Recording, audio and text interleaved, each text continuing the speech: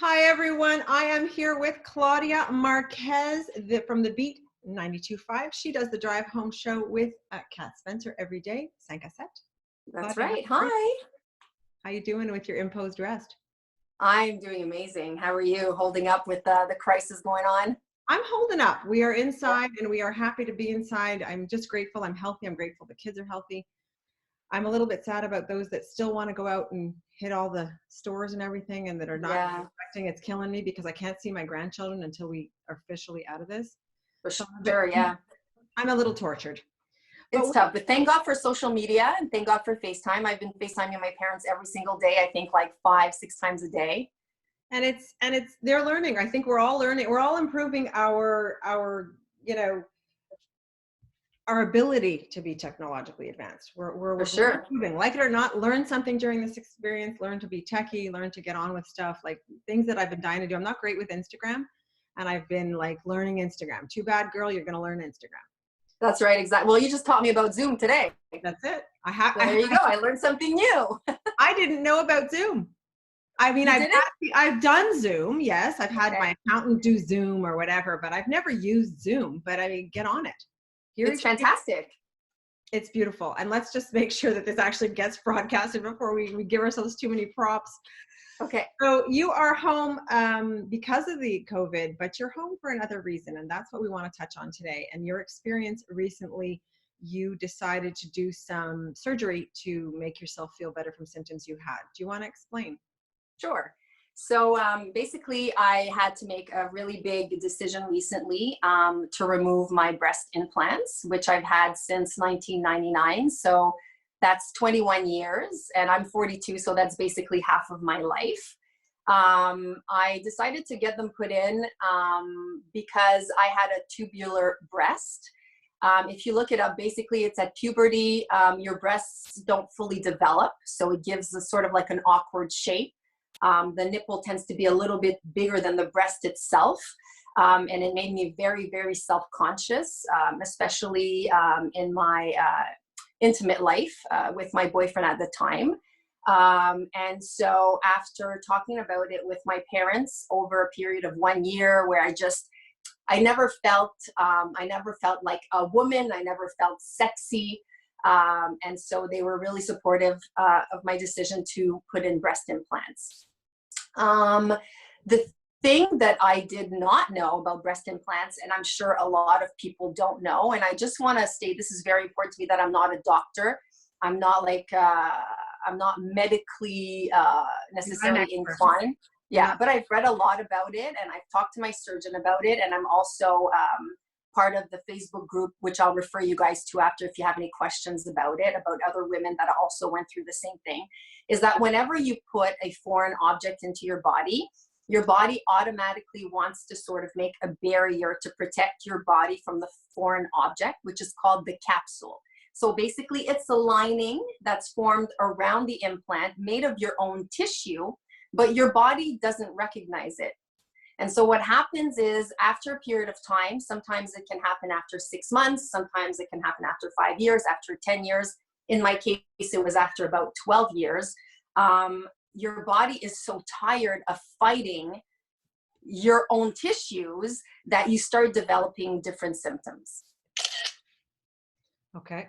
This could happen with breast implants, but I've also understood that can happen with fillings, with like if you have a knee surgery, like it's not strictly for breast implants. No, it's not strictly for breast implants. When I started talking to my doctor about it, because we've been looking for what the underlying problem of my symptoms were for many years.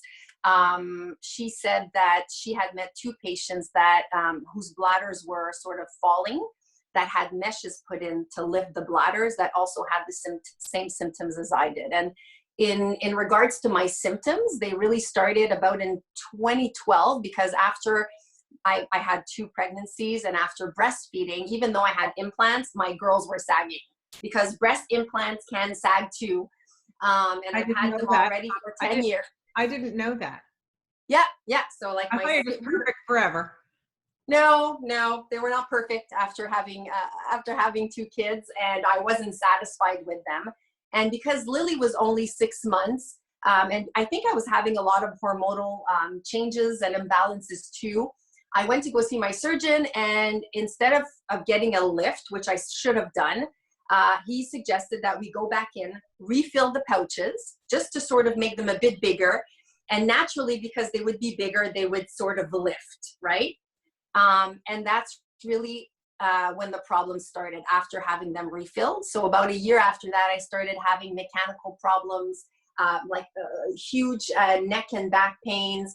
I started feeling sort of like a numb kidney pain. I would have to see a specialist every 6 months or so because my back would completely lock. I started feeling very tired. I didn't have the same energy as I used to.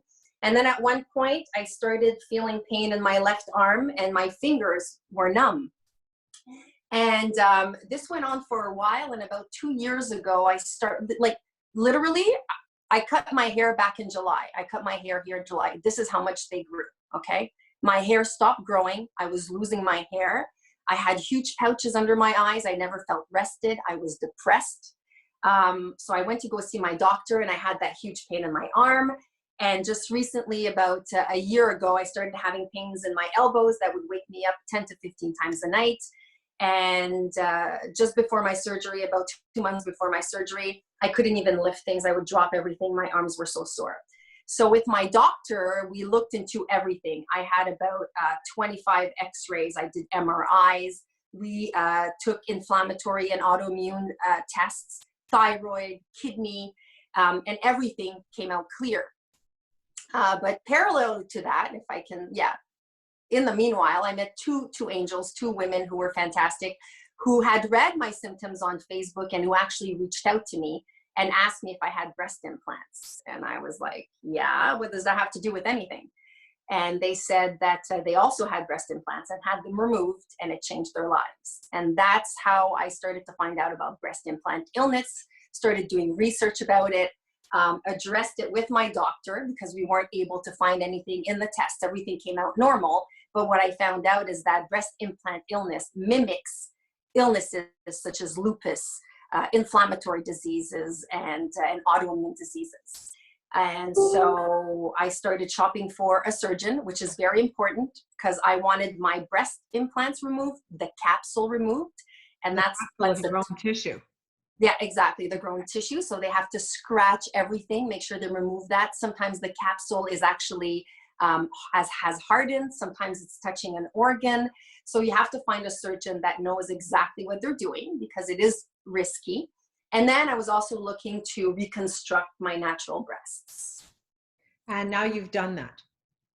And now I've done that. I saw 4 surgeons. And out of the 4, I picked the one which made me feel the most reassured. One of them, who is very reputable, kind of scared me. He was more along the lines of, you know, at your age, you've had your kids. It doesn't really matter what they look like after. And I was like, well, for me, that's still important. No, I still want to like myself. Well, I want to look in the mirror and like what I see. And I want to feel sexy. I don't care how old I am. Exactly. You know, I want them to hold, and I want them to, you know, be perky and be cute, you know, for my husband and for myself. Yeah. And then I found this amazing surgeon, a woman who was very reassuring. She showed me the before and after pictures. She walked me through the procedure. And basically the way she explained it to me, she's like, look, I put in breast implants. That's what I do. I'm a surgeon. But she's like, more and more I see women like you who have had issues with them.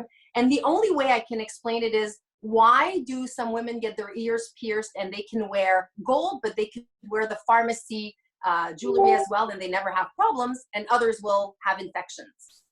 She's like, that's the only way that what we're susceptible to. I can't wear like high-end earrings. Oh, see, exactly. So she was like, it's one of those things that is kind of unexplainable, but she's like, what I can vouch for is the fact that I see more and more women that have your symptoms that come to me to remove their implants, and the improvement in their health is amazing. And I kid you not, after I met her, I took an appointment right away. It went really fast. It was 3 weeks between me meeting with her and my surgery. And I am 2 weeks in recovery now, 2 weeks after surgery, post-surgery. And How's I, the, what's the pain level? Have you got any symptoms of any kind that you had before? well, it was tough. The first 3 days are always the hardest, as you know. It's never fun to go under general anesthesia. I was under for 4 hours and woke up feeling very nauseous. And it messes up with your body clearly. And that was one of my fears. I'm like, I don't care what my breasts look like, but please wake me up. Yeah. Make sure I wake up, right? But I'm there for my kids. What happens is, because my implants were under my muscle and they've removed it, I did feel a lot of pain in sort of my rib cage and my back for the first few days. She gave me painkillers that I did not take. I took them only the first night, and then I stopped taking them. I was on Tylenol extra strength after that. So it became manageable. It wasn't that bad. And I finished my antibiotics. I finished my anti-inflammatories. I haven't taken any meds for 4 days now. And I have to say, I feel so much better. I have no more pain in my neck, in my back, in my kidneys. Those are all gone. My pouches under my eyes, doing so much better. My energy level skyrocketed.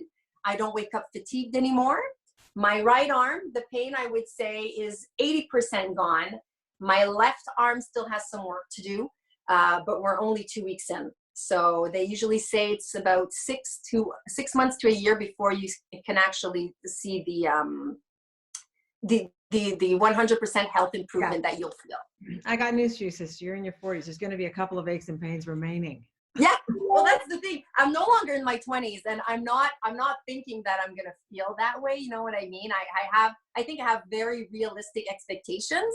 But to be very honest, if my health remains the way that it is now, it's already a victory for me. It's very, very expensive. So the whole family made a sacrifice for this, because a financial sacrifice. Unfortunately, we're not going to be able to go on vacation for the next couple of years, and it was a choice that we're locked in. Don't worry about it. You're not going anywhere. Well, that's it exactly, right? It's perfect timing. Perfect timing. But I did have the support of my husband. I had the support of my kids, support of my parents, and I gotta say, my surgeon was an artist. And even though I have scars, and even though I don't have much, they're the nicest puppies I've ever had.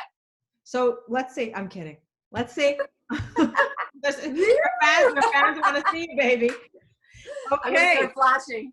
I checked in with the Harvard Medical School website about this topic. 20% of surgeries for implants are for reconstructive surgery after mastectomies and cancer-caused issues, and 80% are for cosmetic reasons.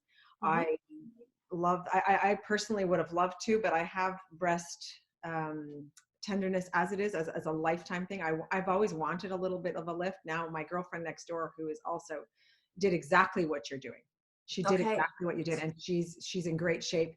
And it's good to know. I didn't know this was a real thing. And Harvard says it's not medically tested to the point where they can actually say that's what this is.